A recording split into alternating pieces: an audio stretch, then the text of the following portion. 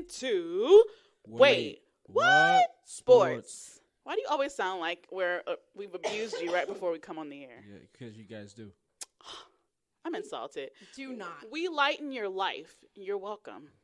Every time we come on the air, he laughs before we come on the air. In fact, we get delayed because he's laughing so hard. It's Not true. when I'm counting down. When he said 3, 2, 1. Uno, dos, tres. I didn't even make it to dos and tres. Thank you. I did the dos and tres. Okay? Right. Look. Eli starts our countdown, and he's like, 1. Gina says uno. No. He gives a reaction that just makes me have to go on. Right. And I go, dos, tres, catorce. And then, of course, we have to do the whole U2 song. So, it's not my fault. Eli reacts too much. See, we squarely put the blame on your shoulders, Mr. Producer. Mr. Producer. Wow. Supposed to be professional here. Anyway, I'm Gina. I'm Amy. I'm Dr. Robinson. He's so mad now. He is. He's got his scrunchy little, You know that little cat from Looney Tunes and on the meme that sits there with his arm folded like, Sylvester or the little cat? The little cat. Oh. Or I was actually thinking it back to that whole Koopa Troopa thing. Wow, we didn't even get 5 minutes in and we got a ding. That's a new record. Anyways, we are really sorry that we didn't get anything new put out last week. Yes. I had COVID. So I'm going to endeavor to make it through the show without actually coughing directly into the microphone. But disclaimer, you may hear some background. Yeah, I'm cleared. I'm negative. I got all my treatments and everything else. Did my whole quarantine. Yes. But, the after effects. It's just like any other cold, honestly. Yeah. Like anytime you have a cold, you wind up coughing for a couple of days after you're A little better. extra. Right. So as you guys can tell, we missed you. This is all the built up silliness that we didn't get a chance to get out last week when we were supposed to record. So be prepared. So, in addition, we've spent the last couple of weeks just watching football games. Yes. We've been using this time productively. And writing down questions as we're watching. Well, Gina writing down questions as she's watching. Me writing down things I think Gina will question as I'm watching. Which are probably accurate. And when we went through everything, you were very much on point. Like, yeah, I have a question about that. Scratch that off my list. So, I happened to watch the Sunday game before I got sick, and you watched the Thursday night Browns game while I was sick. Yes. I watched it. I did not write anything down for it. I fell asleep in the third quarter and apparently missed the best part of the game. It's okay. Unfortunately. It's okay. Medications make me sleepy. You had an excuse, so nobody can be mad at you for that. So basically what we're calling this show is Questions While Watching Football. Yeah, because I swear, even after today, I will come back probably with a full page of additional, okay, so what happened and what does that mean? So, yeah, I mean, I kind of feel like that's going to be the theme for any of our football shows going forward. Yeah. Is basically, as we're watching, when new things happen, when new things get said, things that, don't happen maybe as often. Right. We'll have those questions here for you. You should, actually, I think it's tonight's game. Is that the one with the Buccaneers and the Chiefs? Yes. Okay. So we record on Sundays, Mhm. just so everybody out there knows. Tonight's game is the Buccaneers and the Chiefs. Have you seen the advertisements for it? No. Oh, NBC is running these great ads where they've got a guy playing the Neil Young song, "Old man, won't you look at my life?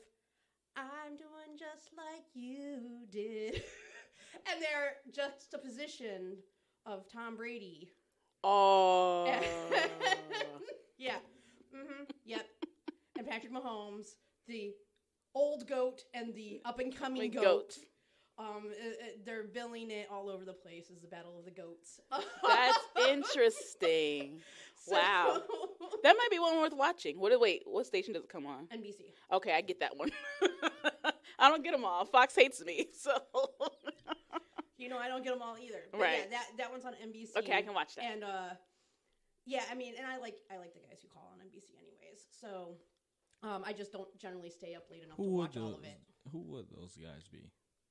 One of them's Troy Aikman, right? No, Not this actually. year. Oh, okay. Troy Aikman actually moved to ESPN with That's Monday Night right. Football He's doing Monday Night Football now. with Joe Buck. Yeah. Yeah. So those were the guys that were doing the calls. But I will say Eli was hating on the prime announcers. He said they sucked. They do suck. No, they didn't. They were great when I watched. Because, the old razzle dazzle. I actually cracking love up. that. He's going to put a Al little Mac- razzmatazz on that. Jazz hands. Al Michaels. I liked the guys from Prime, honestly. Me too. And he did a good job. Like, he would explain things, and I was that's gonna what say, I think like. that was their whole thing, was that it's on Kirk Prime Herbstreit where is pretty good. everybody Yeah. can watch. Mm-hmm. And everybody who they want to make it as accessible as possible. Right. And so I think that they did look to get guys who break things down a lot more Yeah. for the first time viewers. So So- people like Eli who have been watching their So I entire will- life since in I utero. will actually comment. I will He's actually not- comment. He's gonna ignore that comment. He did. He moved right on by like we weren't I talking. will actually comment. Kirk Herbstreit does a great job as a color analyst at breaking down things. Mm-hmm. And he's just entertaining. Yeah, Yeah. I don't like Al Michaels. You know, to each, And to talk each like his this, own. like Kermit the Frog, No, I like Al Michaels. I I didn't have a do. problem with either of them, but maybe because I'm so new, I don't have like a preference to somebody's style over another. Well, and Al Michaels does a lot of things outside of just football too. So a lot Okay, of the yeah. people just do football, Mm-hmm. and Al Michaels does a lot of. Is that other why his things. voice sounded so familiar? Because I Like was like, I Kermit know the I've Frog, yeah. Hush. No, it doesn't sound like. He does Kermit not the sound Frog. like Kermit the Frog. That was a Family Guy reference. But anyway. Oh, so ding yourself. Go ahead, ding it. No. No, because that's what you would ding us for. You know what? I am gonna get that sad trombone sound chip, and I'm just gonna play. Wah, wah, wah. I'll cut everybody's mic off. It won't be no show. So Whatever, unprofessional. Eli. So, okay, So- we're going to get on topic. So, anyways, yes, you recognize Al Michaels because he does a lot of things. He does some golf. He does That's a lot what I of things. thought. Okay. So, you recognize his voice and that's why I think that he's great for a first-time listener too, is because he does so many things that he just has it in his head that not everybody watches everything. Right. So he tries to break it down a little bit more for you. It was very helpful. So as we started this journey and we started watching, the first game that I was watching, I immediately went, oh, Nikes, we haven't even talked about basics. No. Like And basics. It was funny when I posted last week and I just put up our old show about the draft. I looked through all of our previous episodes and I told you, and for some reason in my head, I thought we had covered so much more about football, but there was so much else going on at the time that we just kind of were like, okay, we'll circle back and just never came back. Well, we had thought we were going to try to get to it during training camp. Yeah. And that Yeah. didn't happen because we were still covering other things. Mm-hmm. So, and we're very ADD-ish type people. We're like, it could be the middle of football season, but NASCAR squirrel. I mean, that's what happened to me today. I started off watching the Browns game. Within the first, 5-10 minutes, there was a fumble and a touchdown, and we were down by, 10 points. And I went, okay, I'm not watching the game What anymore. else is on? And I changed to NBC, and NASCAR was on, which there's a huge controversy with NASCAR stuff right now, too, that we'll have to mention at some point. Oh, Um, okay. Yeah, the new redesign on the cars apparently is causing more accidents. So Oh, I mean, and more concussions. Yeah, in the drivers. Really? So there are 3 drivers out right now with concussions. which is a wonderful segue into kind of what we were going to start off the show about. Yes, so going from that NASCAR and the car redesign, and them they're going to have to start looking at it. The drivers and the analysts and former drivers and everybody are coming out and saying they need to look at this because we have more people with concussions right now than we've had in the last 10 years. That's insane. And we don't want to go backwards. Is this the first year for this new redesign Mhm. too? Oh, It's apparently to the design of the bumper. I didn't catch all of it, but we'll look into it. it has to do with bumper shape and things like that. And so, segueing off of that, Mhm. we go to the NFL concussion protocol. Yep. Now, that's something that's been in place for 11 years now. Okay? It's hard to believe that it's that much. It's that young, I guess, because football's been around for how long?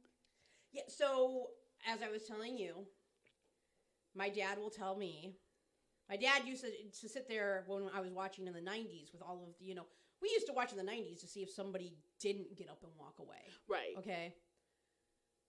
He was like, helmets are the worst thing they ever designed. And I was like, what are you talking about, Dad?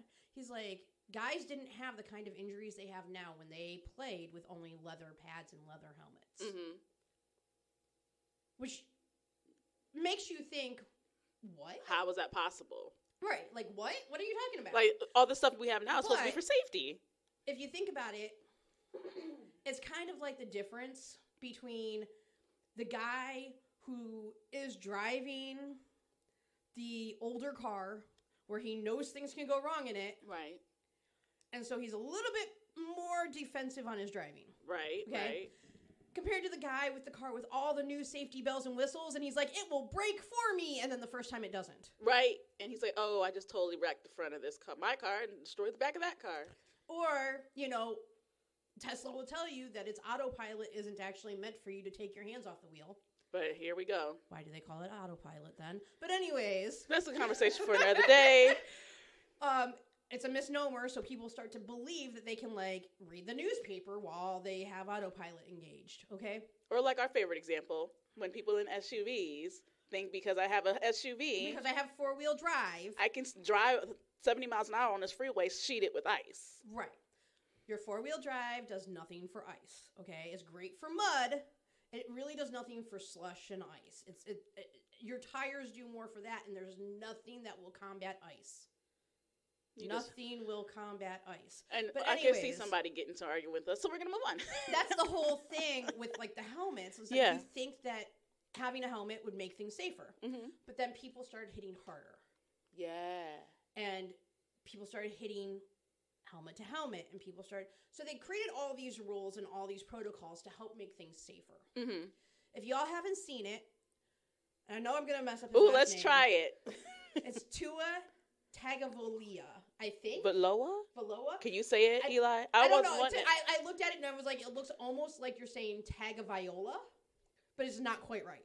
It's an O in there. Tagovailoa. Go ahead, give it a shot. I just call him Tua. Most of the people do just call him Tua. Yeah. He's from the Miami Dolphins, and last Sunday, he took a hit, and he staggered back onto the field. Literally 3 steps and fell down and then got back up. Mhm. Okay? They put him through, quote, they tested him, put him through the protocol, and it was, quote, a back injury that caused him to stagger. First off, even if it's a back injury and not a head injury, I would be protecting my player from a back injury that was that bad. Exactly. Secondly, he played a Monday night's game, right? Or was it Thursday? That would be Thursday. Thursday night's game. I was like, he didn't play Monday and Sunday. He played Thursday night's game. He played Thursday night's game, got taken down to the ground. At the time that he was going down, you could tell that he was having a bit of whiplash occur. Right. And immediately after the defensive player let him go, his hands cramped up into a really weird position. And it's what neurologists call fencing, and it's just basically your hands convulsing into A claw claws. shape. Right. And maybe not even fully claws, because sometimes the joints will hyperextend instead of curling in. Interesting. And sometimes it will be a curl and then a hyperextension, and it does all sorts of weird Just things. stuff to is your- triggering in a way Yeah. it's not supposed to. And you're frozen that way. Yeah. And so they carted him off the field. How long was he like that? Do you know?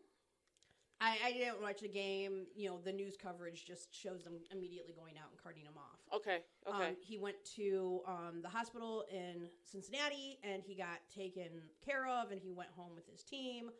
The next day, the Ravens head coach said that he had never been so angry at seeing a player not being taken care of between those two games.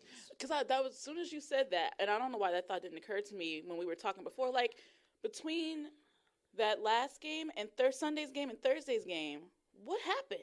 Well, so here's the thing: is that if that Sunday had been a concussion, Right. and he didn't actually fully enter the concussion protocol because it was, quote, his back, then No precautions would have been. he wasn't put into the actual protocol to make his concussion heal before he came back out on the field. So he was probably So going he through may have practices and been- stuff. He may have been playing with a concussion, Got it. would just make it worse. Right. Which is why they have the protocol. And we'll get into a whole show about the protocol and why it's there, and ETC or CT. CT. Yes, that's the word. I am so bad with acronyms. I told you I wrote that down for a reason. I was typing everything you said because I was like, we're going to need it. I am so bad with acronyms because I can never remember which way the letters go. I got you covered. But yes, with the CTE, all of that we will talk about. But I found out this morning watching the news that the NFL Players Association had actually opened up an investigation last Sunday after that game as to why he was put back on the field. Right. But it didn't become a national talking point until we saw that type of injury on the field. It's been, I would say, probably about 10 years since we've seen a bad injury like that on the field that wasn't somebody got hit wrong and broke his neck immediately. Exactly. Like, it's been a while. I mean, because if you think about it, that was the whole plot of Jerry Maguire. Yeah, it was. That was the whole thing with Jerry Maguire, and that's why we watched football in the 90s. I mean, that was part of it. It just sounds... Sick as it is. It's like looking at an automobile accident that you drive by and you're like, I'm not going to look. And Oh, I'm that's looking. bad. Right, exactly. Exactly. But in the meantime, until we get to that show, because we didn't want to... We want to do a lot of research because Right. CTE is a complicated thing, and It's there's a lot. lots of parts of it, and lots of things that have to do with the NFL's agreements on it and how they treat the players with it and everything. Right, compensation. That will make you literally say, what? Yeah, you'll have a Gina reaction. You will have a genuine Gina reaction. This is how you will see how I feel every time we talk about anything, and I'm like, "Get out of here! That's not real." And then you realize it is real. And then I go, "No, here, look, it's real."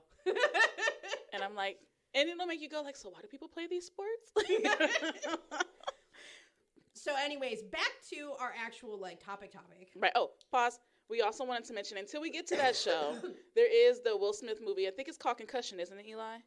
That kind of talks about this, and we think it's somewhat accurate. I mean, of course, it's going to be dramatized to a certain degree because it's a movie. Not only that, but it's about the doctor. Yeah. It's about the doctor that discovered it. So it's not about the football players and everything else. Right, It's but actually it's about just the a doctor good- and the disease. So it's a good starting off point if you guys want to check it out and see what Right. it's about.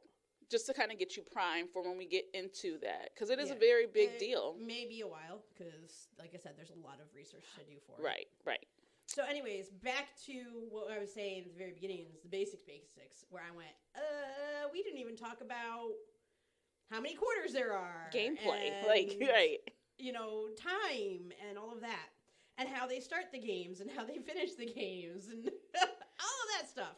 Because let's be perfectly honest, until you get to Super Bowl, most of this stuff is inconsequential to most people. Right. And I will say, I'm not going to really talk a whole lot about the field because most people know what a football field looks like because, if nothing else, every high school in the United States has a football field. Right. Well, just Almost. about every high school has a football field. And most of us spent our entire junior high and high school careers running the track around the football field, or in my case, walking the track around the football field for your entire gym class. I know we were only supposed to do 1 mile and we were supposed to try to finish it in 15 minutes, but yeah, no, that wasn't happening. Hey, did I finish this mile? Mark me down. I'm not running nowhere. Not happening. But anyways, so the game of football has how many quarters? 4. Which just makes sense because quarter is the Latin word for 4. Okay. Ooh, we got a Latin. Quartos is the word for 4, but quarters, quarter, same thing. There's 4 quarters in $1. There's a librarian coming out right there. Oh, I could tell you exactly what quartos means in the library world too, but it would be very boring for everybody. So moving on. It has to do with the way that the paper is folded when they went to make. So back in the day, never mind. Anyways, Don't get look at Eli's face. He was like, "Please don't start." His eyes got so big, like, "Oh my god, here we go." So there are 4 15-minute quarters. Mm-hmm. Again, that makes sense because there are 4 15-minute quarters in an hour. Exactly. So ideally, in a perfect world, a football game should only be an hour. But we know there's other stuff that's built into it. So Yes. So there are 2 how many long halves? there are 2 30-minute halves. Yes. At the end of each quarter, the sides flip-flop. So they don't flip-flop sidelines. To Yeah. make that clear. But they flip-flop end zones. So this is how they neutralize any kind of weather conditions. Yeah, like an unfair advantage to the other Right. team. This way, especially like if you're playing someplace like Cleveland or Chicago where there are massive winds that you have to worry about, Mm-hmm.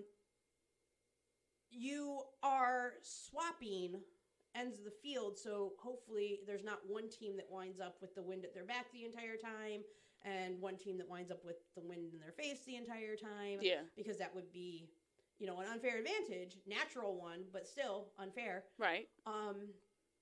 Although, again, if you're in a place like Cleveland, the wind doesn't always stay out of the same direction for the entire game. No. And it was funny when I was watching that game on Prime, they were talking about how our kicker had those flags installed so that he could tell how the winds were blowing. So actually, those are on all the stadiums. Oh, are they? The ones on the field goal. No, But they're the ones that talking are in about the... there's one flag in particular that Phil Dawson had Yeah. installed. Yeah, that's the one I'm talking about. And if you're not a Cleveland person, You wouldn't know. you don't know to look at that flag. Mm-hmm. Because I was like, oh, that was really smart. And it's just a little orange safety flag. It's so cute. It's just like... Whereas all the other teams are looking at like the big major flags that are Right. up there. It seems so arbitrary. And they're looking at the ones on the field goal posts. But there is one that's located in a strategic corner of the stadium that apparently only the telecasters and the Browns team members know about. Well, now. Before. No. They've been showing it for years on TV. Oh, maybe they were the first ones to actually talk about, like, well, this is what this flag is for. Nope. They've been talking about it for years. So nobody just pays attention to it? It's in such a location that you have to look at it from a certain angle. So I don't know if you can even see it from the visitor's sideline. Oh, okay. You'd know better than me, Eli, if you've gone up. I have never gotten up there, so You don't know. I believe it's near the dog pound. Literally, you can see the when you see that flag, you can see the wind turn by in the back. So yeah. So yeah, but like I said, I don't know if it's like just one of those things like from the visitor's sideline you can't see it as clearly. Yeah, like it's or just whatever. strategically placed just so. Right. But Phil Dawson said that was the best flag to watch because it does give you the most accurate idea of where the wind is coming as it's entering the stadium. Yeah. Because it's where the wind tends to enter the stadium from. Now again, that doesn't mean that it's not also going backwards. Well. But yeah. Right. Anyways, that's a very Cleveland concern compared to any place else. I don't think I ever paid attention to the fact that they swapped sides or swapped end zones either. I think I just get so busy like watching what's happening on the field that I don't pay attention to which way they're going. It's a little harder to tell on TV too because sometimes they will. I've watched games where I'm like, wait a second, we're supposed to be going the other way, but they've just changed where the camera angle's coming from, and so it's it almost feels like they inverted the image or something. Okay, I was always they changed which side of the field they were pulling the camera images from. Gotcha. That kind of thing. Okay. The only way to really tell are when the end zones are two different designs, or watching. Now that we have the brownie in the middle of our field. Yes, which way is brownie facing? Yes. So, to begin play. How do we begin play of football, Gina? Coin toss. Yes, there's a coin toss. And what happens with the coin toss? How does it work? All the captains come, well, not all the captains, but I guess a select number of captains go out onto the field, and they will say, heads. I think they give the home team the choice, right? Heads or tails, they call it, they flip it, and then they get to choose if they want to go. So whichever way it lands, the winning team Right. gets to choose what side of the ball they want to be on first. Right. So, if you won the coin toss today, how would you say that you want to be on offense first? I want to defer, right? No. Receive. I want to receive. We want to receive the ball to be on offense first, Right. or we want to defer to be on defense first. Which means that I'm deferring my choice of being offense to be on defense, right? Right. So I am deferring my first offensive play to the second half. So then I get the first offensive plays of the second half. Got it. When you have made your choice, regardless of which choice it is, they then ask the team that's kicking, not receiving, to choose which end zone they want to defend, which way they want to go. I didn't think I knew that part. Boink. And so The sound effects, though. So We didn't talk about that during the discussion. You'll see them point to different end zones. That's what the poink was. The guys pointing where they want to go, which way they want to go. Okay. And that's how they did figure out who's lining up where. Okay. So the winning team of the coin toss gets to choose if they're on offense or defense first. But then the kicker of the losing team or winning team? Whichever team is going to be the kicking team. Okay. Chooses which direction. So if you defer, the other team Okay, I got it. chooses. Don't laugh at me. I just needed a simpler explanation. So if you defer, you choose. I'm sorry. If you defer, you choose which way you're going. Right. If you choose to receive, The other team. the other team Got chooses it. which direction. Okay. I just want to make sure I had a firm understanding of that.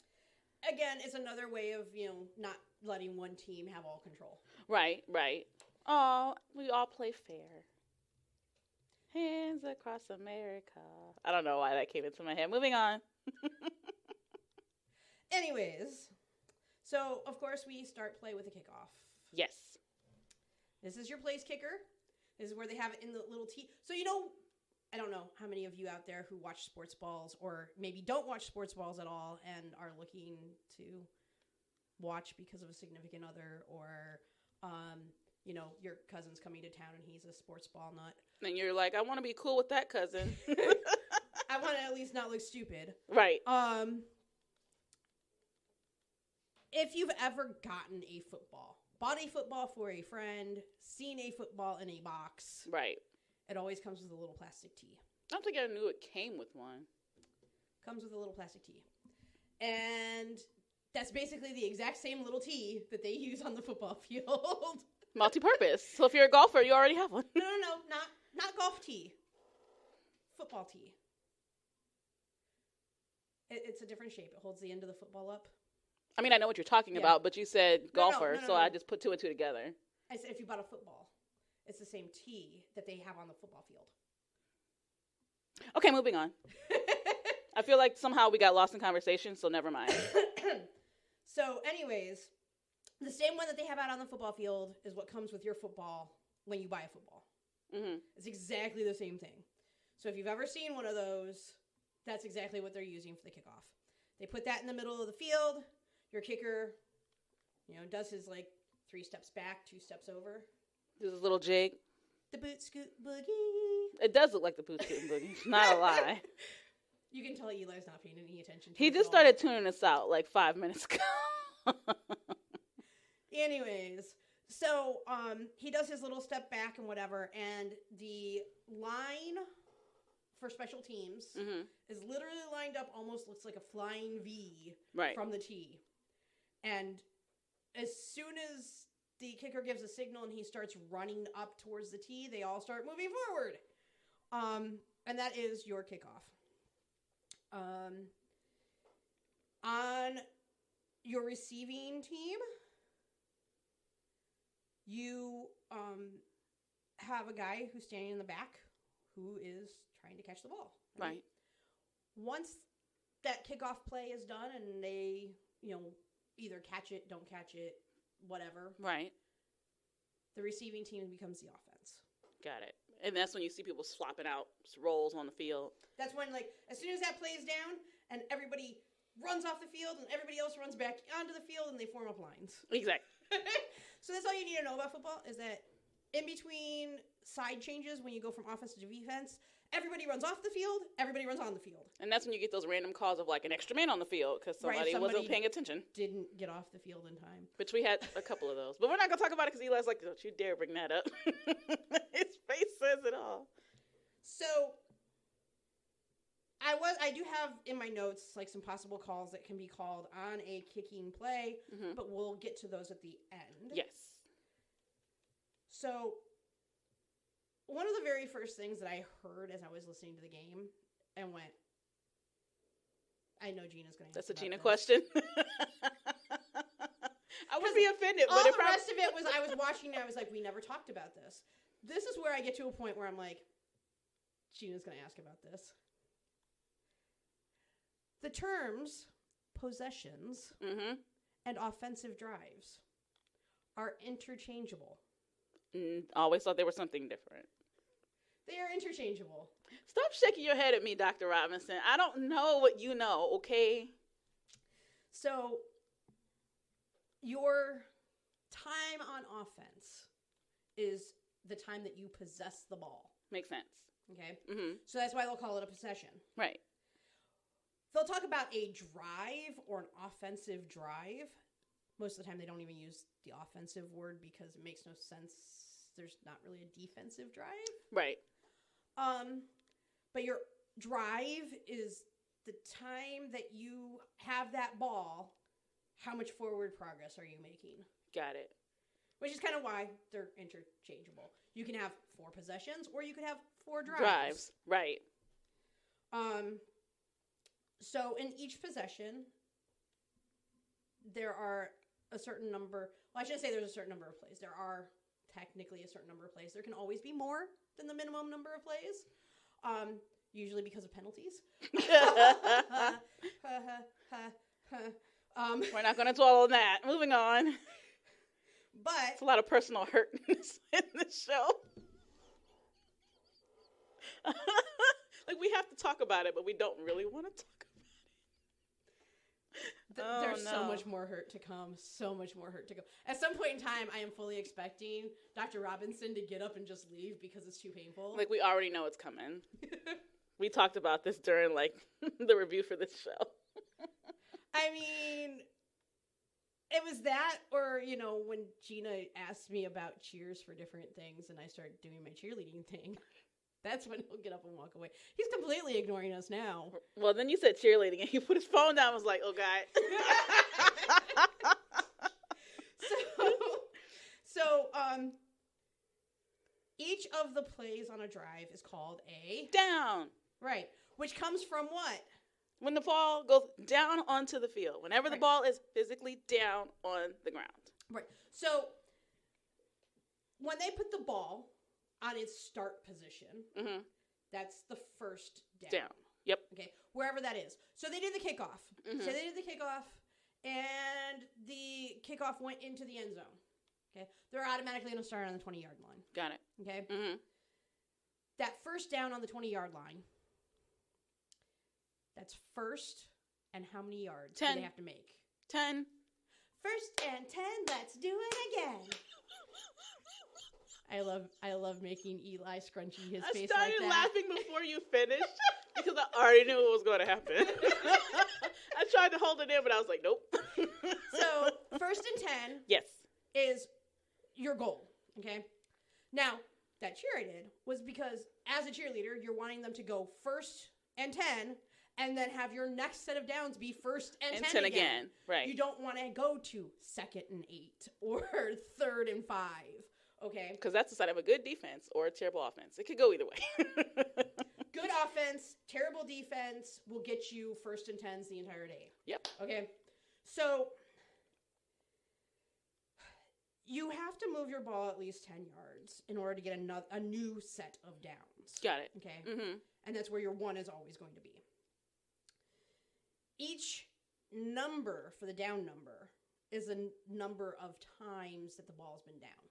So, If you don't make 10 yards, the next one is the second down. Right. It's the second time. Right. And then the second number in that equation is how many more yards you have to make. So, like, if you get 2nd and 5, you gained 5 yards, so you only have to get 5 more to get the next first down. Yes. Got it. And you may use up 3 or 4 of your downs to get those 10 yards. Mm-hmm. There are some special downs that we did want to talk about. Yes. That all confused me, except for 2.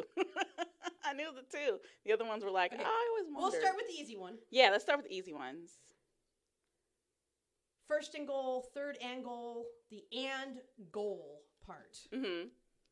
I'm within the last 10 yards of getting a touchdown. Yes. Last 10 on either side, whatever side I'm on. Right. I knew that one.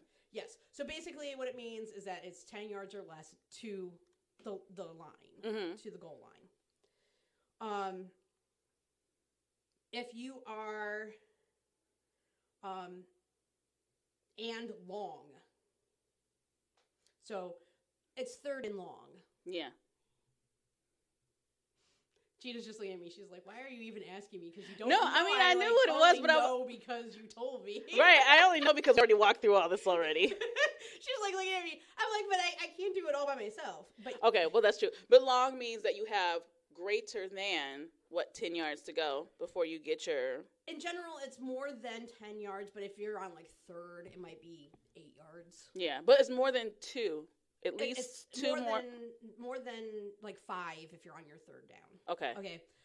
If you are on like first or second. So say on your first down there was a penalty that resulted not in a loss of down, Mm-hmm. but you wound up backed up 5 yards. Oh, I lost yardage on that one. So now you're first and 15. 15. Got so it. then it would be, first and long. long. Normally that they don't call it that for the first down, but usually by the second or third, you're looking at your long situations. Basically, by the time you get to the third down, you really want to be 5 yards or less from making that down. Which makes perfect sense. So, and short, the opposite. Is when you are within, 3 yards? Yeah, it's like 3, 2, 3, 4. Yeah. Like you're right there. You're almost there. You really don't have that much left to go. But that's actually yards. Like you have that many yards left to Yeah. go. Which is why we differentiate it from the inches one. Which is that's when they bring out like the chains and like you have to look at exactly like did the tip of the ball go over the line? Is the whole ball over the line? Right. Like there's this close. Yeah, I mean, the most obvious ones are when they are on that goal line push, Mm-hmm. and they are like second and inches from the goal line. Right. And you're like, yeah, that's real obvious because that's exactly where the line is. But when you have those But little when you hash have, marks. like, when you're looking at just like the hash marks down the field, yes, they will, bring out the chains on some of the inches calls, especially if they're not entirely certain. Yeah. And then they're like saying, they're going, yeah, there's like less than a foot here for them to get. So, okay, that leads me to a question I didn't think to ask. So when you get that close, when you're within inches, does the whole ball have to clear that line, whether it's the end zone or whether it's the hash mark, or just like half the ball has to be over for it to count? How does that work? I believe it's half, but we'll go to Dr. Robinson for clarity. It is half. Okay. Okay. So, yeah, I was like, it can't be like just the very tip Like of it. if I just go like, You can't just like touch it. Although, on the goal line, yeah, it is one of those things where like Yeah. you just have to get it just over the goal line. that's what I thought. Because I knew there was like a scenario where like when you see like the instant replay and they show like the little shadow where the ball would it like, Yeah.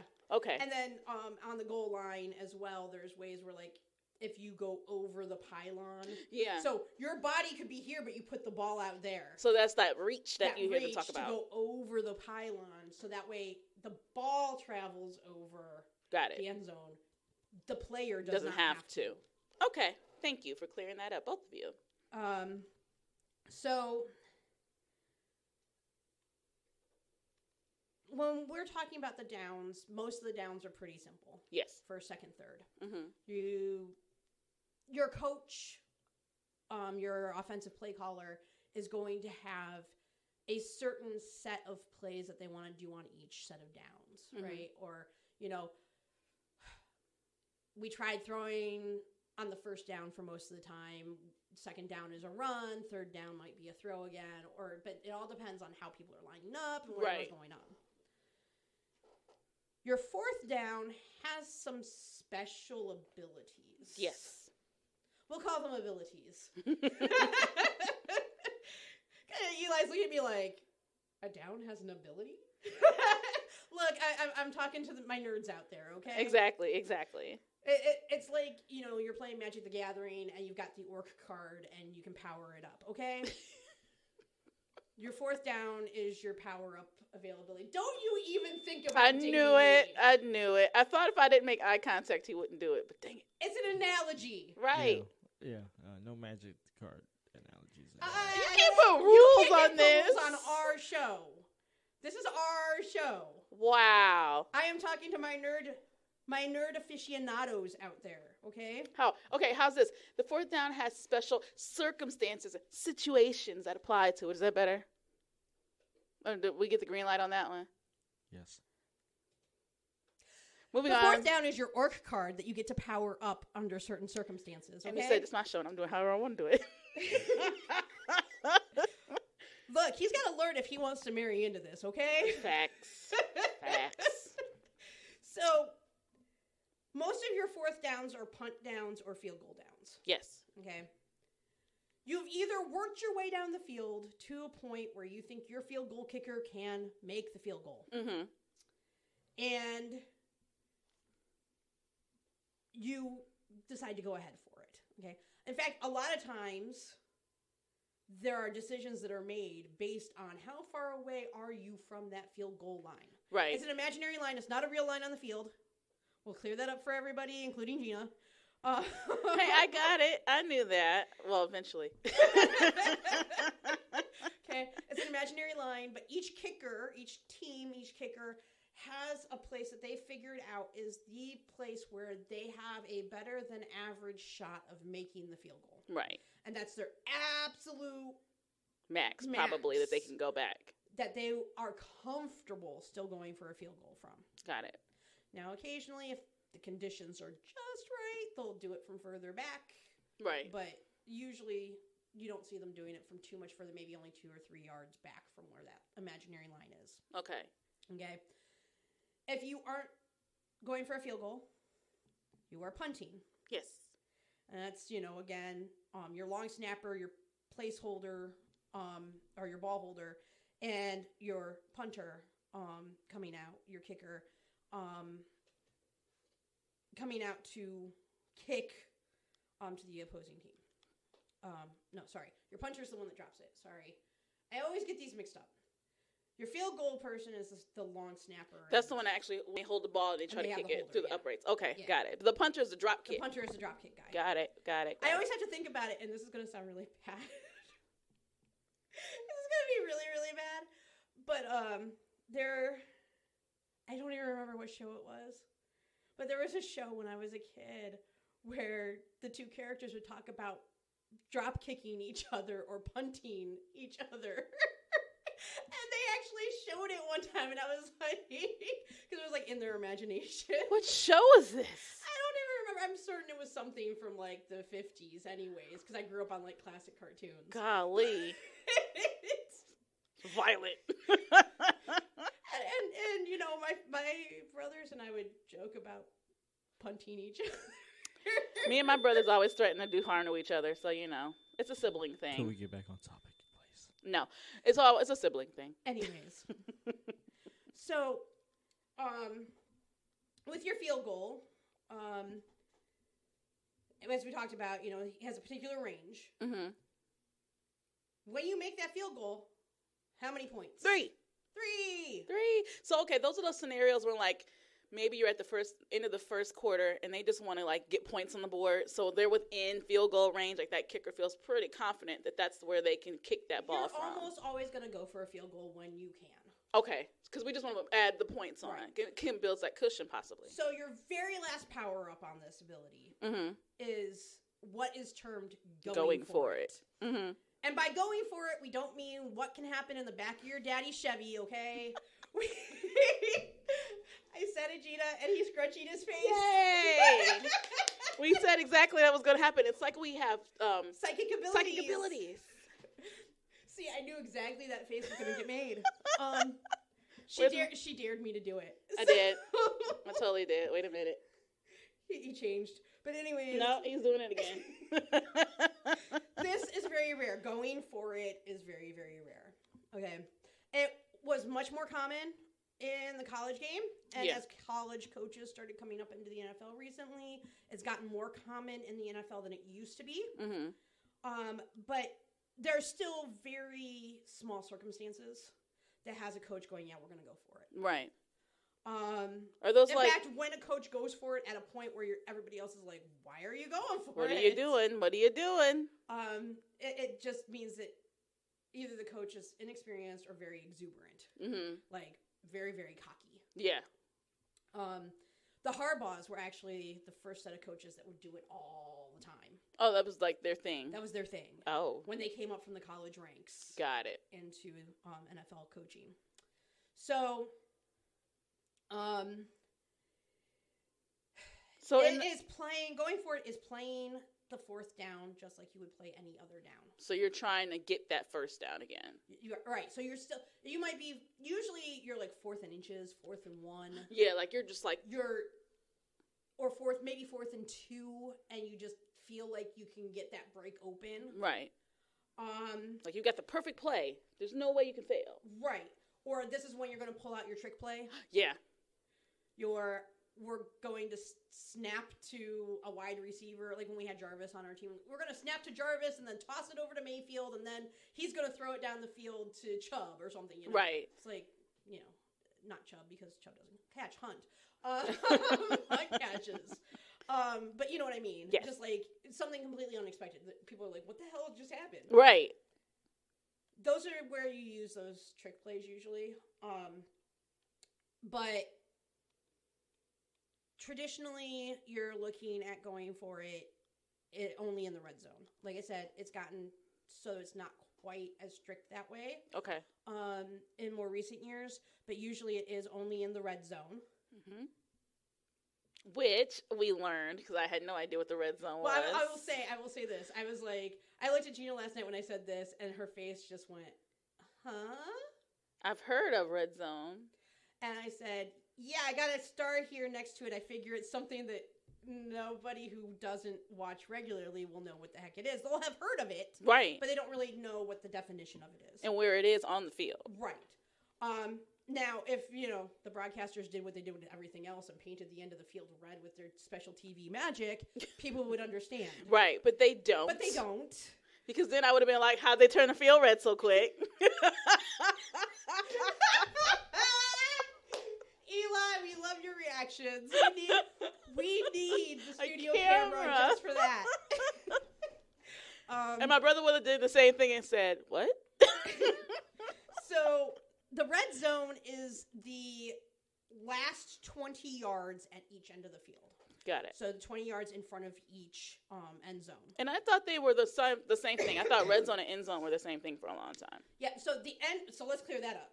The end zone is from the goal line back to behind the field goal post. So usually where you see like the team logo where it's painted. Got it. Okay. The painted parts of the field on the ends are the end zones. Makes sense. Okay. Literally in the name. Which, anytime I have to explain this type of stuff to me, it just reminds me of the Snickers commercial. And you may be too young to remember it. I don't know. Eli might remember it only because it's football oriented. But do you remember the Snickers commercial where they had the field painter and he painted out the entire end zone and he finished and the guy looked at him and goes, the player came by and goes, "That's great, but who are the chefs?" Oh, I remember that one. And he's like, "Oh, great, googly moogly." I remember that one. That came out my junior year in high school, and like for 2 years we would go around to, like when something happened at school, people would go around and go, "Great, googly moogly." Eli. Get ready. Great googly moogly. Great googly moogly. Well, that's like, again, that whole razzmatazz. Jazz hands. Put that razzle dazzle on that play. We need the camera. Anyway. So usually you're saving your fourth down, going for it, playing. Why as a do I normal produce this down. show? Because you love it. Love us. Because you love it. Because you love it. Cheer.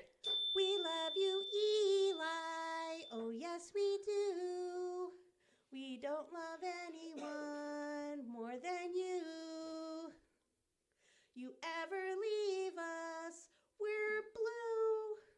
Oh, Eli, we love you. I gotta learn sign language so I can do it.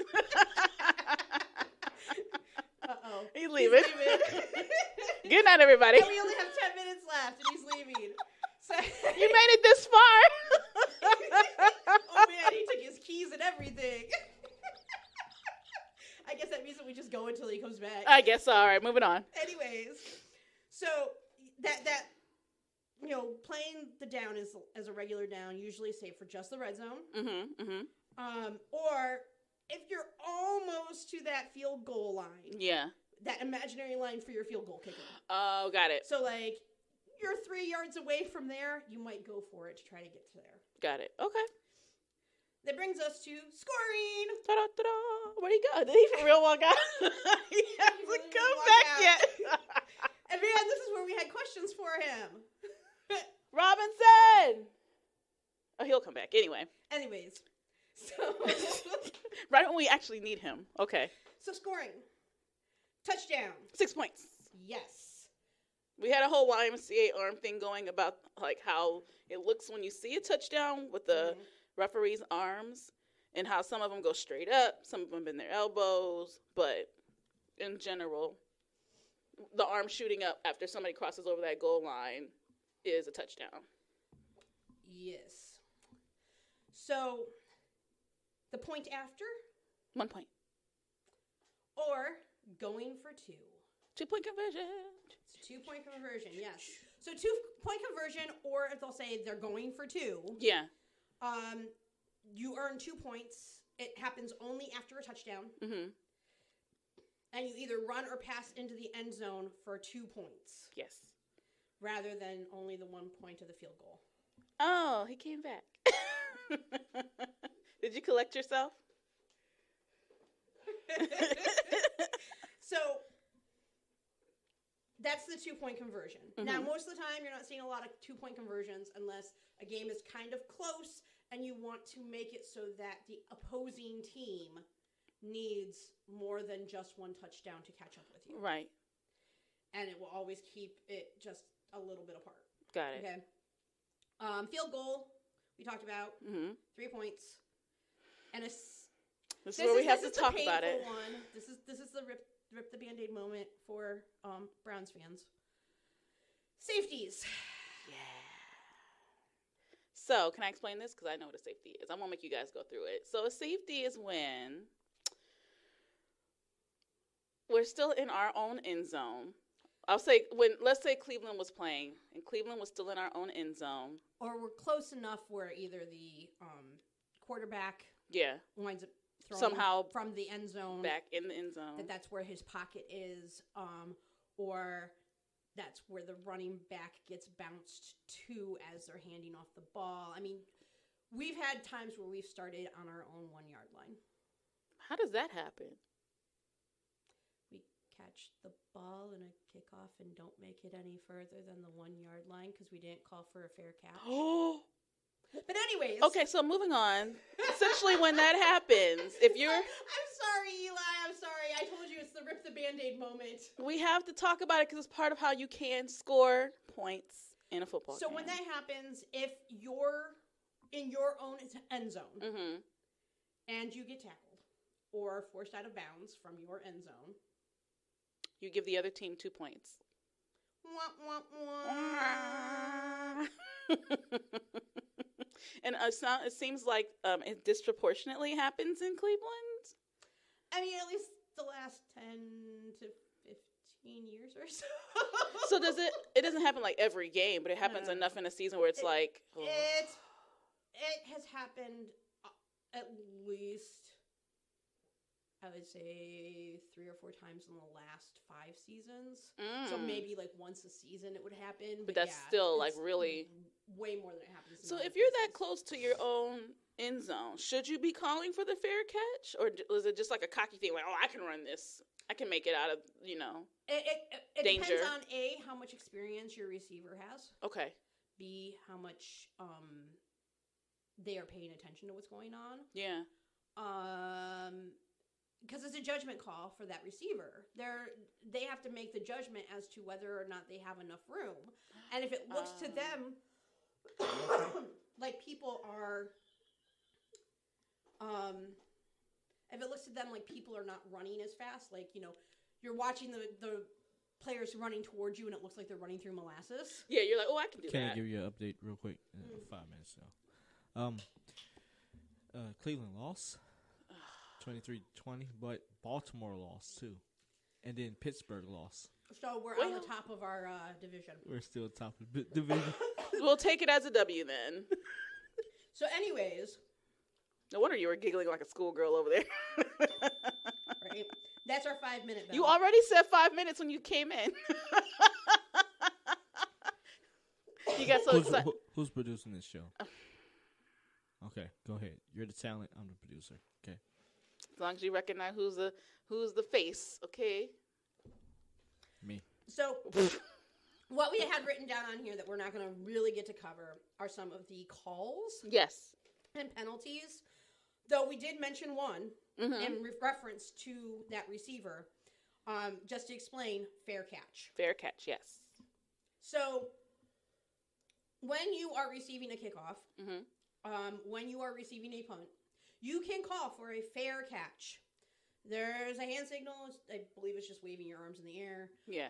That signals to the referees, to the players on your team and the opposing team, that you are going to catch this ball and not move. Right. Not going to make any attempt to run, nothing. Okay? If you do that, wherever you catch the ball, that's where you catch the ball. Right. And that's where you start. Which might be, why in Cleveland we, caught the ball on the 2-yard line and tried to run it and it didn't work for us. Yes. But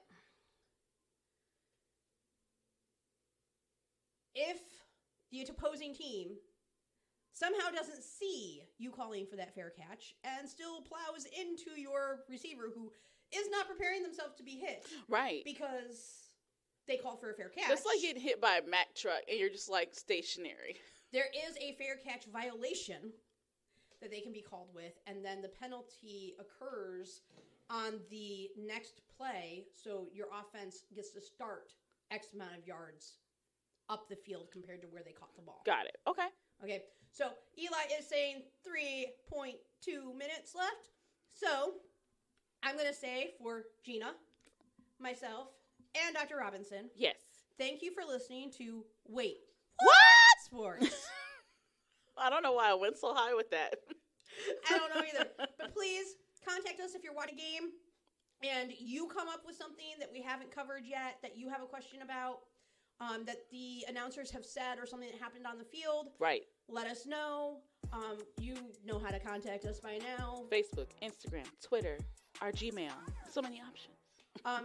And we hope to hear from you soon. Yes, and we'll see you on the next one. Bye, humans.